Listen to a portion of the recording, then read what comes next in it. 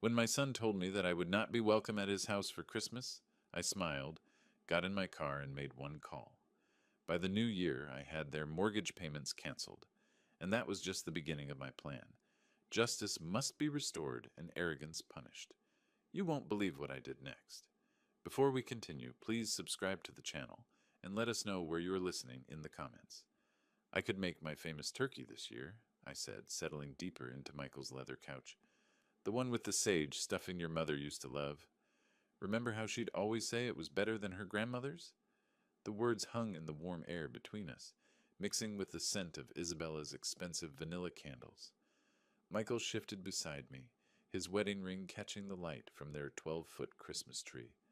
Something in his posture changed, shoulders pulling inward like he was bracing for impact. Dad, unfortunately, you won't be welcome here for Christmas. The words hit me like a physical blow. I blinked, certain I'd misheard.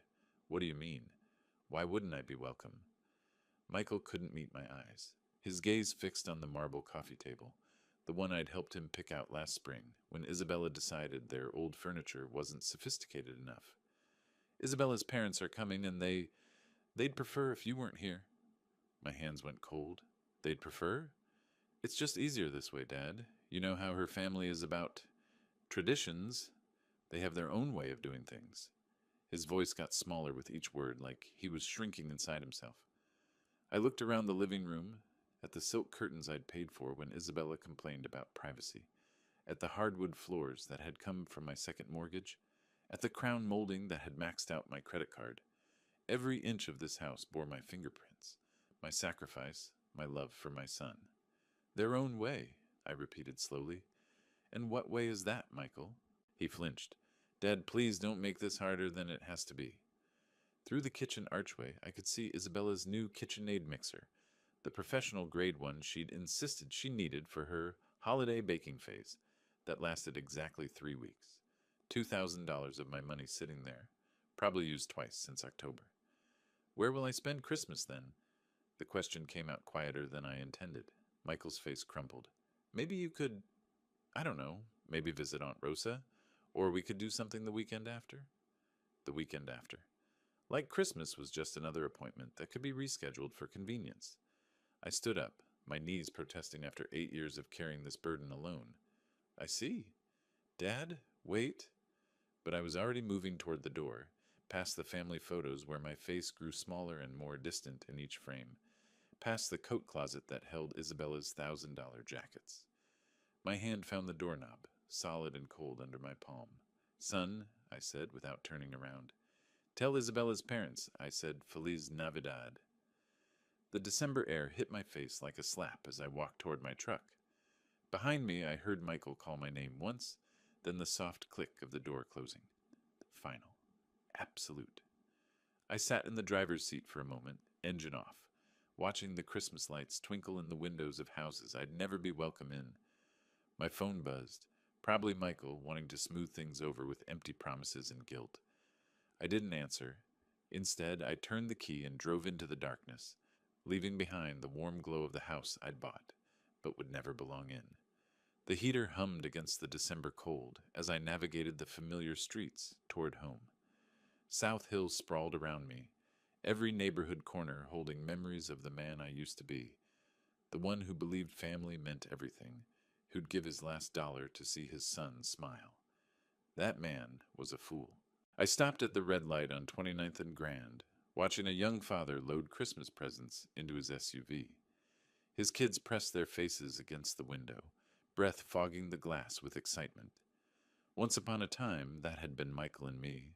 Before Isabella, before I became nothing more than a walking ATM with inconvenient emotions, the numbers started rolling through my head like a broken slot machine. $2,800 every month for 5 years. My calculator had given up trying to make sense of it last spring when I'd finally added up the total. $140,000. More money than Maria and I had saved for our entire retirement. Gone. Just gone. I pressed the accelerator harder than necessary as the light turned green. The truck responded with a growl that matched my mood. Fifth Street. That was where I'd refinanced my house. Our house, Maria's, and mine. to cover their down payment. The loan officer had looked at me with pity I hadn't recognized at the time. Mr. Flores, are you sure about this? You're putting a lot at risk for someone else's investment. Someone else's investment? Not my son's future, not my family's security. Someone else's investment. Lincoln Street, the bank where I'd taken out a second mortgage when Michael lost his job 2 years ago. Just temporary, Dad. Just until I get back on my feet. Isabella had stood behind him, $700 purse slung over her shoulder, nodding sympathetically while mentally calculating how much my desperation was worth. Nothing, as it turned out. My desperation was worth nothing to them. I pulled into my driveway, the one with the cracked concrete I couldn't afford to fix, because every spare dollar disappeared into their perfect suburban fantasy. The porch light flickered, another repair I'd been putting off. Inside, the house felt hollow without Maria's laughter, without the warmth of family gatherings that would never happen again. My phone rang as I fumbled with my keys, the shrill tone echoing off the empty walls. Isabella's name flashed on the screen, probably wanting to explain why I wasn't good enough for her parents' delicate sensibilities. Perfect timing. I'd been waiting 5 years to have this conversation. I answered on the fourth ring, letting her wait just long enough to wonder if I'd pick up at all. Dennis. Isabella's voice dripped with false sweetness, the same tone she used when asking me to cover their water bill or property taxes. I heard about the little misunderstanding with Michael. Misunderstanding? I leaned against my kitchen counter, still wearing my coat. I don't think there's any misunderstanding, Isabella. You made your position quite clear. Look, I know this seems harsh, but you have to understand my parents' perspective. They're very traditional people. They expect a certain atmosphere during the holidays. A certain atmosphere, I repeated. And what atmosphere is that? A pause. I could hear shopping bags rustling in the background, probably spending money that should have gone to their mortgage payment. Money that was my responsibility, apparently. Well, they're not used to your kind of cooking. All that spicy Mexican food and loud music. And frankly, Dennis, they're educated people. They expect conversations about current events, literature, art, you know. The words hit harder than a physical blow. 8 years of biting my tongue, of swallowing insults for Michael's sake, of pretending not to notice the way she looked at me like I was some kind of hired help. My kind of cooking. My voice stayed level, controlled. You mean the food you ate every Sunday for 3 years when money was tight? The tamales you said reminded you of your grandmother? That was different. We were appreciative then, but now with my parents... Now with your parents, you can't have the Mexican peasant embarrassing you at your fancy dinner table. The false sweetness evaporated. Don't be dramatic, Dennis. This isn't about race, it's about class. My father graduated summa cum laude from Washington State. My mother speaks 4 languages. They summer in the Hamptons. What exactly would you contribute to dinner conversation? Stories about laying tile? Heat flooded my chest, but I kept my voice steady. I built a business from nothing after your husband's grandfather died. I've employed over 50 people. I've paid more in taxes than your father made in his best year. Money isn't everything, Dennis. Breeding matters. Education matters. And frankly, Maria understood her place better than you understand yours. The line went dead silent. She'd crossed it. The line I didn't even know existed until she'd stomped across it in her designer heels. What did you say about my wife? I'm just saying she knew how to blend in better. She didn't make waves. She understood that some spaces weren't meant for her. My hand tightened around the phone until my knuckles went white. Maria had more class in her little finger than your entire bloodline will ever possess. Oh, please. She was a house cleaner who got lucky. At least she had the good sense to stay quiet about it. Isabella? My voice dropped to something I didn't recognize. I want you to listen very carefully. This conversation is over. We're done pretending to be family. You can't just... We're done, I repeated, and ended the call. I set the phone down carefully on the counter, my hands surprisingly steady. Around me, the kitchen felt different, smaller but somehow cleaner, like a weight had been lifted from the air itself. I walked to my desk in the corner, pulled out the manila folder I'd been avoiding for months. Bank statements, mortgage papers, 5 years of automatic transfers that had bled me dry while they lived like royalty. Time to stop the bleeding. Part 4. The first decision, canceling the mortgage. The documents spread across my kitchen table like evidence at a crime scene. 5 years of bank statements, each one showing the same automatic transfer. $2,800 on the 15th of every month, vanishing from my account into theirs. A paper trail of my own stupidity. I pulled out my calculator and started adding. The first year, $33,600. The second year, another $33,600. By the third year, I'd stopped buying myself new clothes. The fourth year, I'd started shopping at discount grocery stores. This year, the fifth year, I'd been eating peanut butter sandwiches for lunch to make ends meet. $143,400. Not counting the down payment, not counting the times I'd covered their utilities when Isabella's shopping addiction got out of hand. Not counting the new roof, the landscaping, the furniture that was essential for their lifestyle. I sat back in my chair, looking at the numbers until they blurred. Maria's life insurance money, my retirement savings, the college fund we'd started for grandchildren I'd apparently never be allowed to see. All of it gone, poured into a house where I wasn't welcome for Christmas dinner. I reached for my phone, scrolled through my contacts until I found the number for my bank. The automated system offered me options in English and Spanish. How thoughtful, how accommodating to people like me.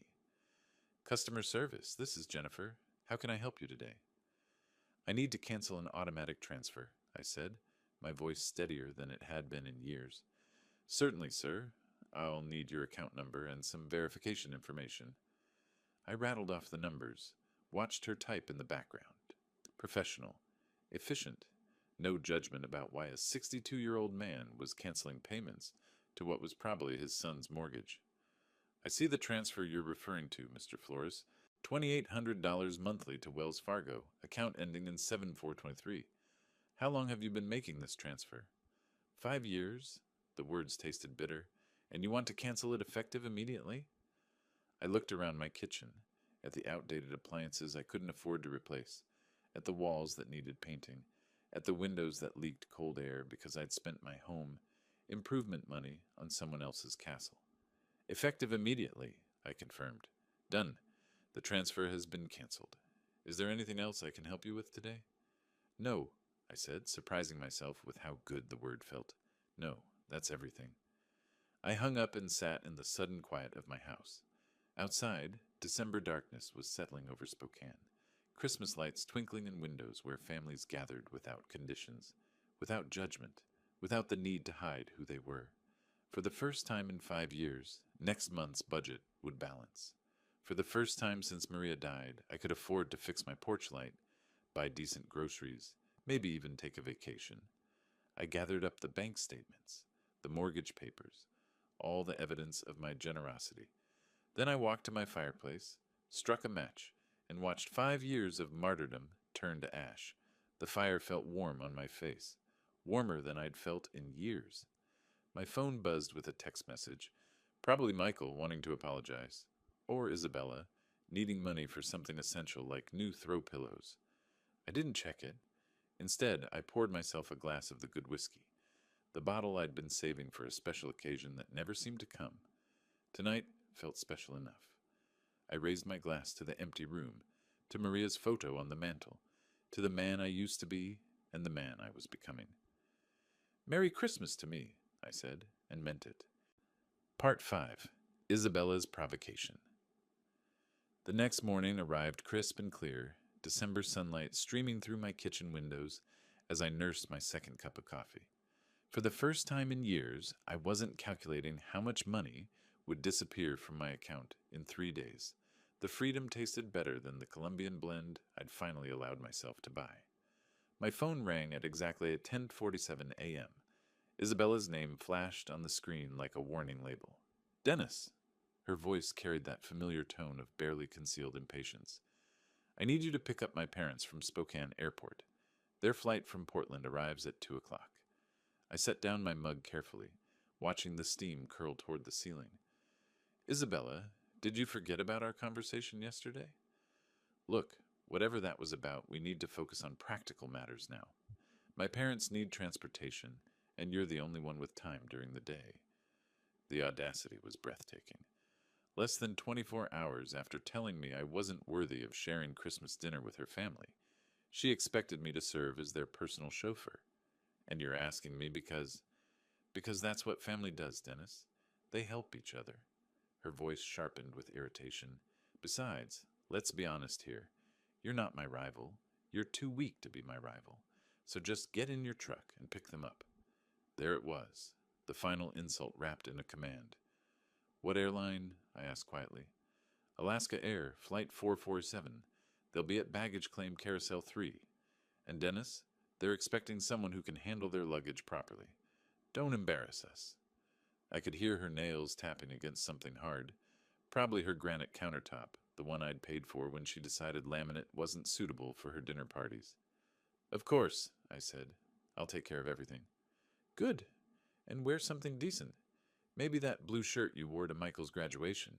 They notice things like that. The line went dead. She hadn't even said thank you. I sat back in my chair, looking at my phone's blank screen. 2 o'clock. Flight 447. Baggage claim Carousel 3. I glanced at the wall clock above my sink. 10:52 a.m. Plenty of time. I poured myself another cup of coffee, added an extra spoonful of sugar, and opened yesterday's newspaper to the crossword puzzle I hadn't finished. 7 across. Delayed gratification. 12 letters. The answer would come to me eventually. Part 6. The Airport Trap. At 2:15 p.m., I was settling into my favorite armchair, with a fresh cup of Earl Grey and the Spokane Review's Sunday edition. The crossword from yesterday lay completed on my coffee table. Delayed gratification had been postponement. My phone buzzed against the wooden surface. Isabella's name again. I let it ring. The December sun slanted through my living room windows, warming the space where I'd spent so many lonely evenings counting the cost of my generosity. Today the silence felt different. Earned, intentional. 2:47 p.m. The phone buzzed again. This time I could see the preview of her text. Dad, where are you? My parents are. I turned the phone face down and returned to the sports section. The Seahawks had lost again. Some things never changed. By 3:30 my phone had buzzed 6 times. I'd finished the newspaper, brewed a second pot of tea, and started organizing the junk drawer in my kitchen table. Amazing what you could accomplish when you weren't rushing around serving people who considered you their personal bellhop. The 7th call came at 3:45. Instead of Isabella's name, I saw unknown number. Probably her parents borrowed someone's phone at the airport. I let that one ring too. Outside, a neighbor was hanging Christmas lights on his porch, his children running around the yard with the manic energy that only December afternoons could bring. Normal families doing normal things. No one was stranded anywhere, waiting for someone who would never come. 4:15 p.m. My phone started ringing and didn't stop. Isabella, then the unknown number, then Isabella again. The buzzing became constant, like an angry wasp trapped against glass. I walked to my kitchen and unplugged my landline from the wall. Then I turned my cell phone completely off. Perfect silence. I made myself a grilled cheese sandwich and heated up a can of tomato soup. Comfort food I hadn't allowed myself in months, because every grocery dollar had gone toward making ends meet, while subsidizing their lifestyle. The cheese melted perfectly golden, the soup steamed in my favorite mug. Outside, the winter sun was already starting to set, casting long shadows across my backyard. Somewhere across town, 3 people were probably standing in an airport parking garage, arguing about taxi fare and wondering how their personal servant had the audacity to strand them. The thought made my soup taste even better. By 5 p.m., I'd eaten dinner, loaded my dishwasher, and was considering what movie to watch. It had been years since I'd had an entire evening to myself without worrying about emergency calls for money or last-minute favors. I was reaching for the remote when someone started pounding on my front door. Not knocking, pounding. The kind of aggressive hammering that rattled the frame and announced pure fury. I set down my tea and walked slowly toward the sound, already knowing exactly who I'd find on the other side. The pounding intensified as I approached the door, each blow more violent than the last. Through the peephole, I could see 3 figures crowded on my small porch, like wolves circling prey. I opened the door to find Cody Jenkins's red face inches from mine. "What the hell is wrong with you?" he shouted, pushing past me into my living room without invitation. "We waited at that goddamn airport for over 3 hours." Catherine followed him, her usually perfect hair disheveled, her lips pressed into a thin line of pure hatred. "This is completely unacceptable behavior from someone your age, Dennis. Absolutely barbaric." Isabella brought up the rear, her designer coat wrinkled, her makeup smeared. "You humiliated us. Do you have any idea what you've done? My parents had to take a $40 taxi because you decided to get out of my house." My voice cut through their chorus of rage like a blade through silk. They stopped mid-rant, shocked by the steel in my tone. "Excuse me?" Cody's face went from red to purple. "You don't get to make demands here, buddy. Not after what you pulled today." "This is my house," I said quietly, not moving from my position by the door, "and I want you out. Now." Catherine stepped forward, her voice dripping with the kind of condescension she'd perfected over decades of looking down on people like me. "Dennis, you clearly don't understand the magnitude of your mistake. My husband has connections throughout this city. Business connections, social connections. You can't treat people like us this way and expect—" "This was a lesson for you," I interrupted, meeting her gaze steadily. "A lesson about your excessive arrogance and your poor treatment of people you consider beneath you." Isabella's mouth fell open. "A lesson? Who do you think you are to teach anyone anything? You're nobody. I'm someone who finally stopped being your personal bank account and taxi service." I stepped aside and held the door open wider. "The lesson is over. You can leave." Cody jabbed a finger toward my chest, but didn't quite dare touch me. "You have no idea who you're messing with, old man. I've been in this town longer than you've been breathing its air. I know people, important people, people who can make your life very, very difficult." "Is that a threat, Mr. Jenkins?" "It's a promise." His voice dropped to a menacing whisper. "You think abandoning elderly people at an airport is just something you can do without consequences? You're about to learn exactly how wrong you are?" Catherine nodded, her smile sharp enough to cut glass. "Indeed. Actions have consequences, Dennis, and yours will be quite public." Isabella grabbed her father's arm. "Daddy, let's just go. This pathetic old man isn't worth our time." They filed out of my house like a defeated army, but Cody turned back at the threshold. "You'll regret this," he said. "I guarantee it." I closed the door behind them and turned the deadbolt with a satisfying click. Through the window, I watched them pile into their rental car, still arguing among themselves as they drove away into the December darkness. The house felt cleaner with them gone, as if their presence had left a stain that was only now lifting, but their parting words echoed in the sudden quiet. Public consequences, important people, connections. I walked back to my living room and picked up my tea, still warm in its mug. For the first time in this whole mess, I felt something that might have been concern, but it was overwhelmed by something much stronger: anticipation. 3 days later, I was enjoying my morning coffee and scanning the Spokane Review when I saw my own face staring back at me from page 3. The headline read, "Spokane Businessman Abandons Elderly Couple at Airport During Holiday Storm." My hands went still around the coffee mug. There I was, in black and white, an old photo from my company's website, probably 5 years out of date. Below it, a story that made my blood run cold and my temper flare in equal measure. Cody and Catherine Jenkins, visiting their daughter for Christmas, were left stranded at Spokane International Airport for over 4 hours Sunday when family member Dennis Flores failed to appear for a prearranged pickup.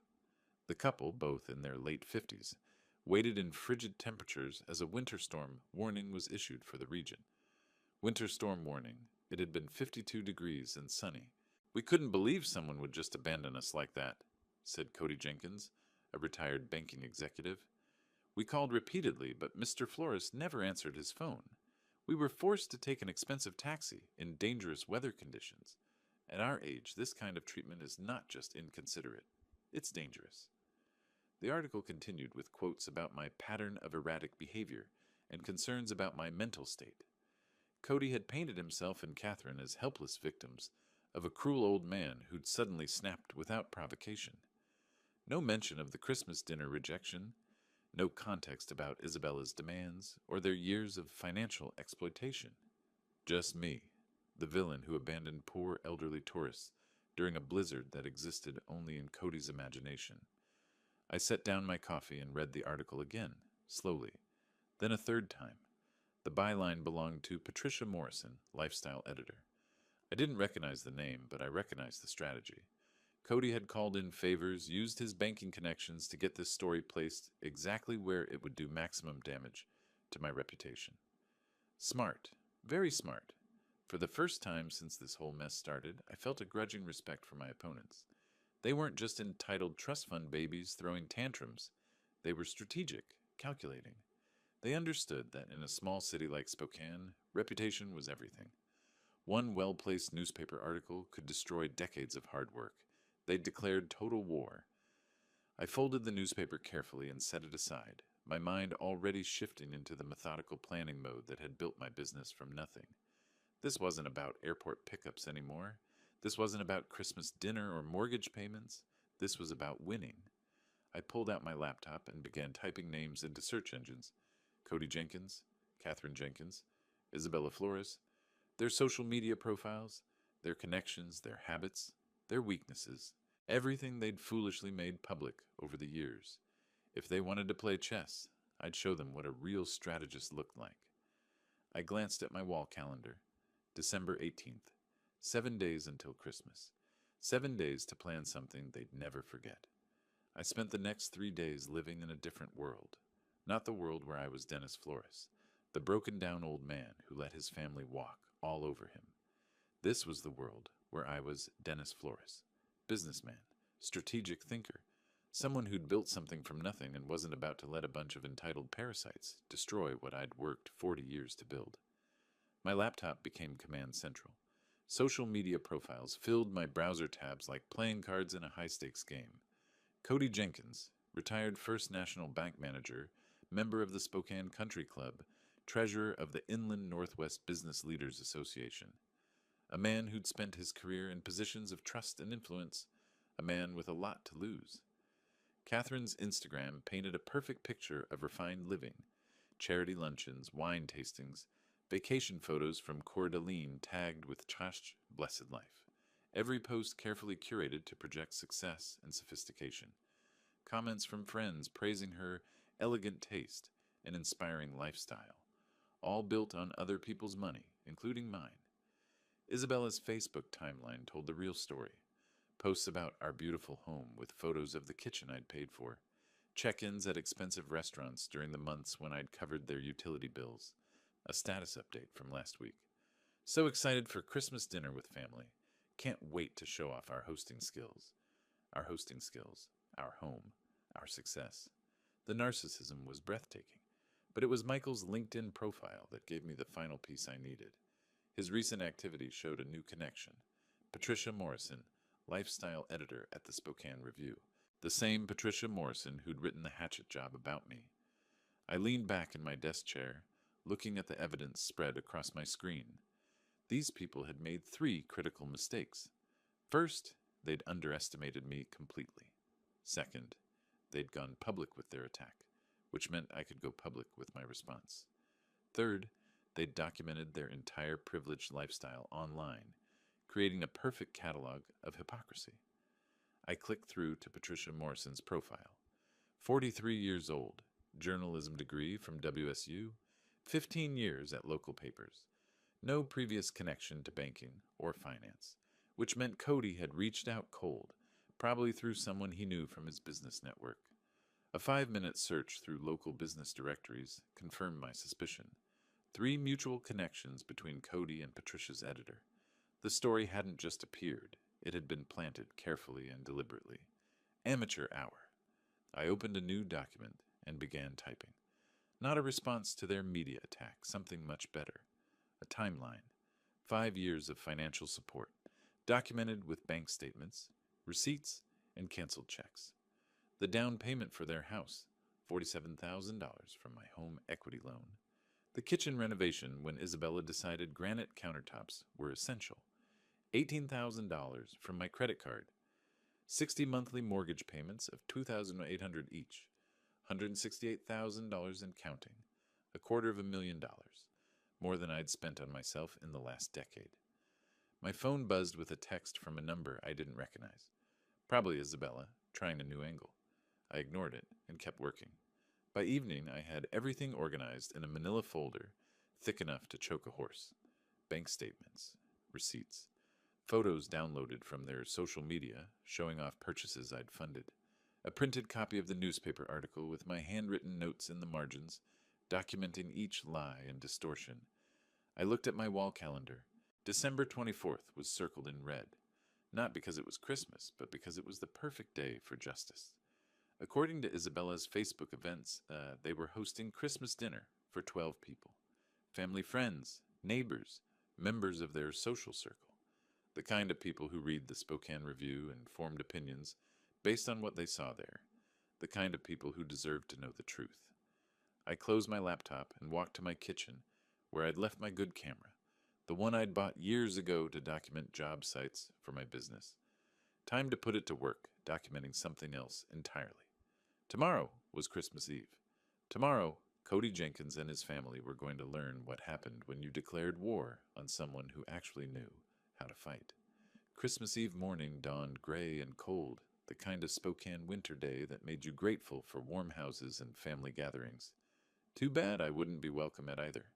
But I had other plans. I laid out my evidence like a lawyer preparing for trial. Bank statements organized by year, each monthly payment highlighted in yellow.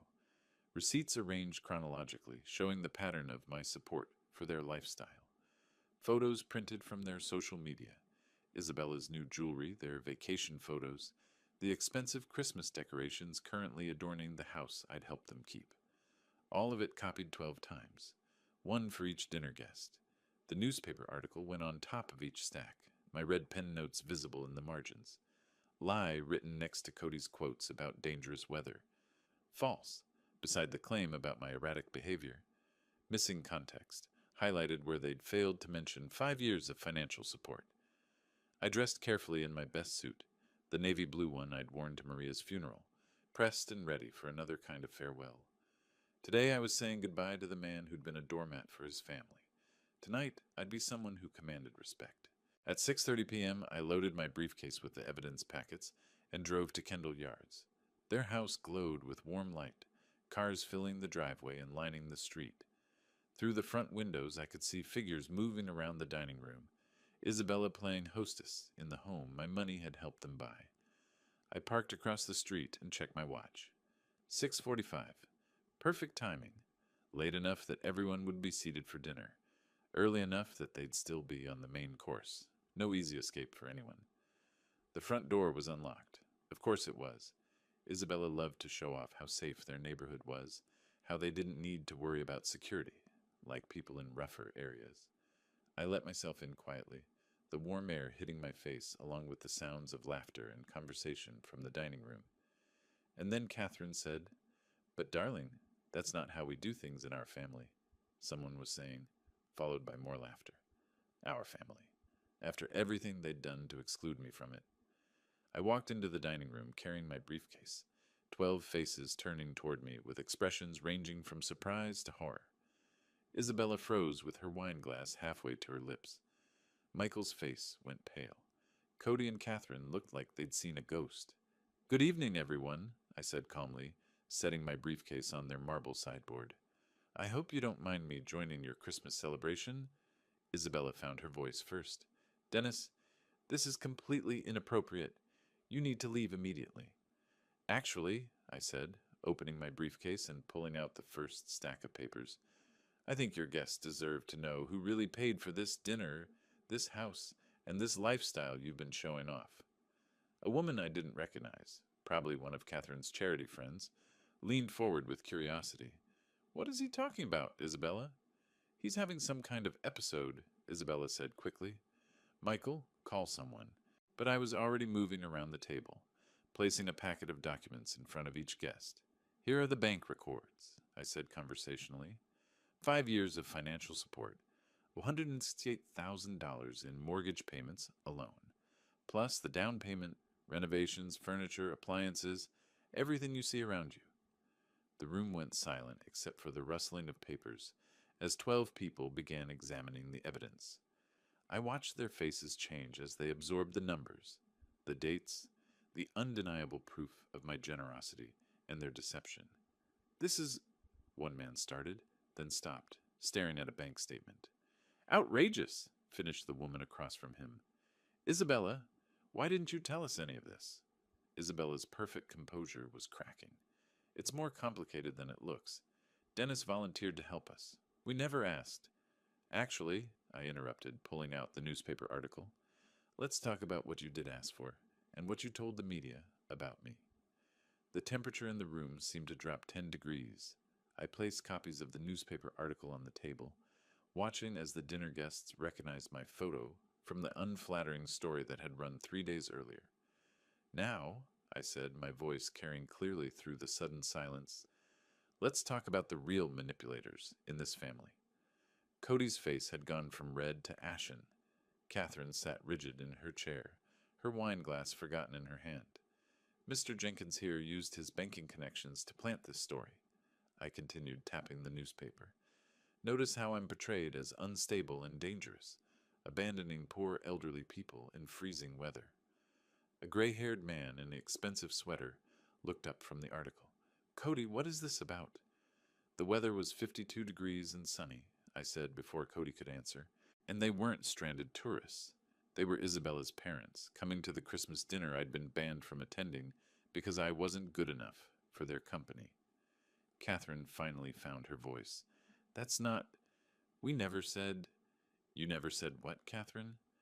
I pulled out my phone where I'd screenshotted several of Isabella's social media posts.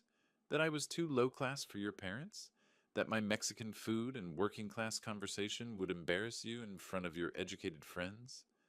The woman I'd identified as one of Catherine's charity friends shifted uncomfortably. Catherine, surely you didn't... He's twisting everything, Cody blustered, but his voice lacked conviction. This man has serious mental health issues. The stress of aging, financial problems? Financial problems? I almost laughed. Mr. Jenkins, I've been supporting your daughter and son-in-law to the tune of nearly $3,000 a month for 5 years. The only financial problems here are the ones you're about to have. I turned to address the entire table. These people have taken $200,000 from me while calling me names behind my back. They've manipulated my son against me, banned me from family gatherings, and when I finally stood up for myself, they tried to destroy my reputation in the newspaper. Michael spoke for the first time, his voice barely above a whisper. Dad, I didn't know about the newspaper. Your wife knew, I said quietly, and her parents orchestrated it. They turned me into a villain for refusing to be their personal ATM and chauffeur. The social dynamic in the room was shifting like tectonic plates. I could see it in the guests' faces, the gradual realization that everything they'd been told about tonight's generous hosts was built on lies. This is unconscionable, said an elderly woman in pearls staring at the bank statements. Cody, how could you let your daughter take advantage of this man's generosity, then attack him publicly when he stopped enabling it? Cody's carefully maintained facade was crumbling. You don't understand the full situation. I understand perfectly, the woman interrupted. This man has been supporting your family financially while you treated him like hired help. And when he finally said no, you tried to ruin his reputation. Catherine's voice came out strangled. He abandoned us at the airport. After you told me I wasn't welcome at Christmas dinner because my presence would be inappropriate for your parents, I said calmly. After 5 years of paying their bills while you looked down on me for my ethnicity and education level. The silence was deafening.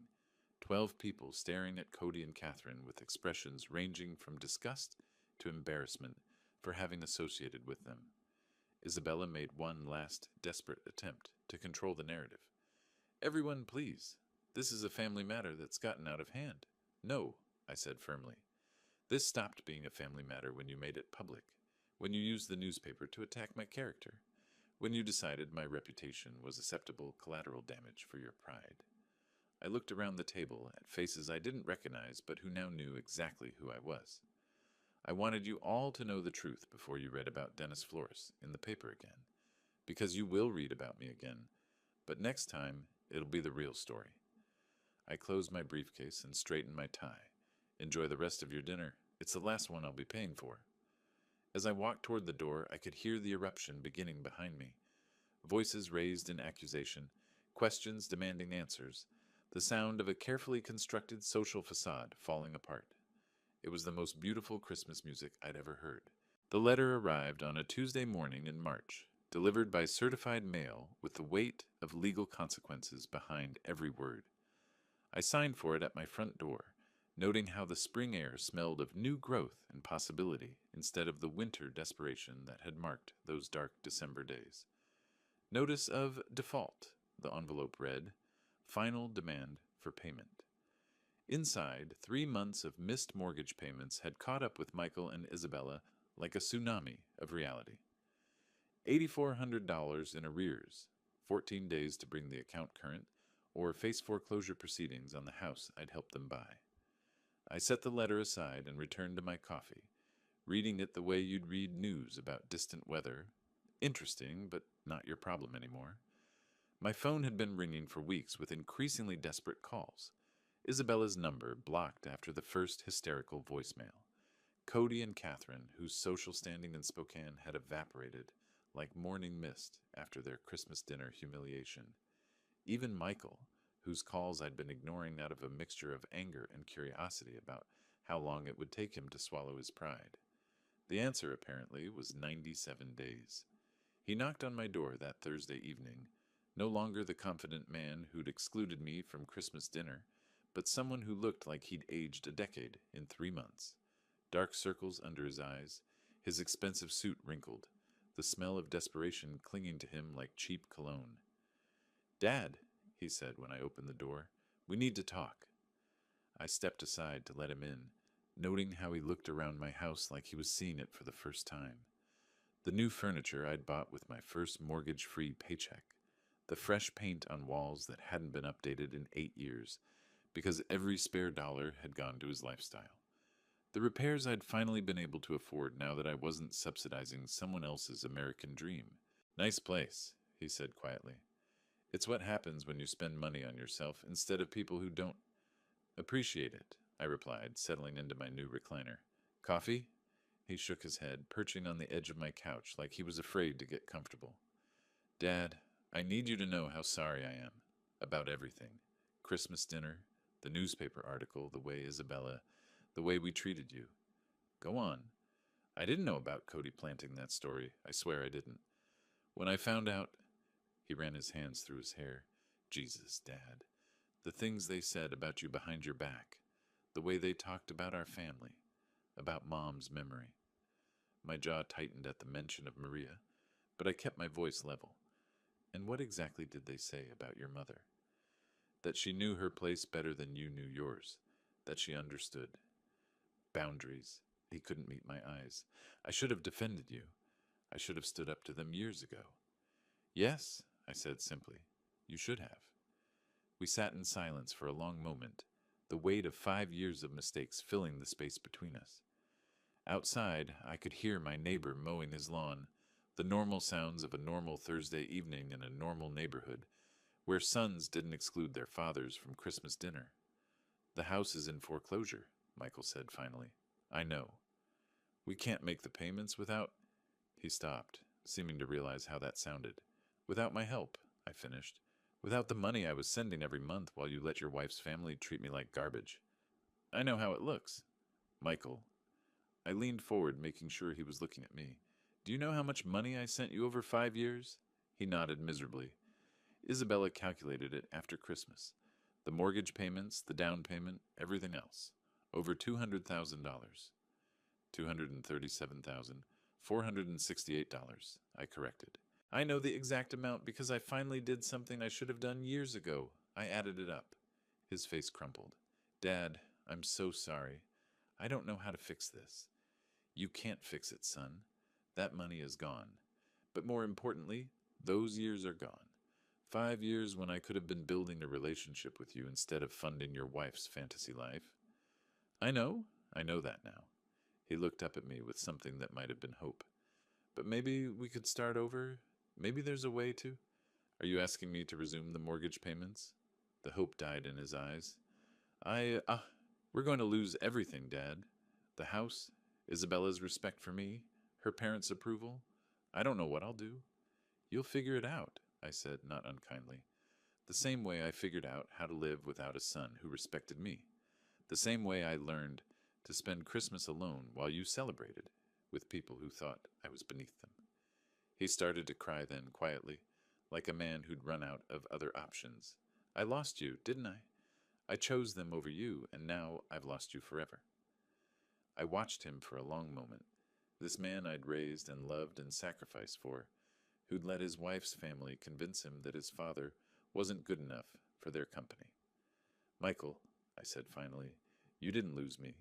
You gave me away. There's a difference. He wiped his eyes with the back of his hand. Is there any chance, any way you could forgive me? I forgave you months ago, I said, and meant it. But forgiveness doesn't mean going back to the way things were. It doesn't mean pretending this didn't happen, or that I'm going to resume paying for a lifestyle that came with the condition that I be grateful for scraps of your attention. Then what does it mean? I stood up and walked to my mantel, where Maria's photo sat next to a new picture. Me with Rosa and her family at Easter dinner, the first holiday I'd spent with people who actually wanted me there. It means that if you want a relationship with me, you'll have to build it from scratch. It means showing me respect instead of demanding I earn it. It means making choices based on what's right, not what's convenient. I turned back to him, and it means that the next time someone, your wife, her parents, anyone, tries to exclude me from family gatherings, you'll remember who actually acts like family. He nodded slowly, understanding perhaps, for the first time, that respect wasn't something you could take for granted. The house, he asked quietly, isn't my problem anymore. I sat back down, feeling lighter than I had in years. You're a grown man, Michael. Figure it out like grown men do. Get a job that pays enough to cover your bills. Sell the house and buy something you can afford.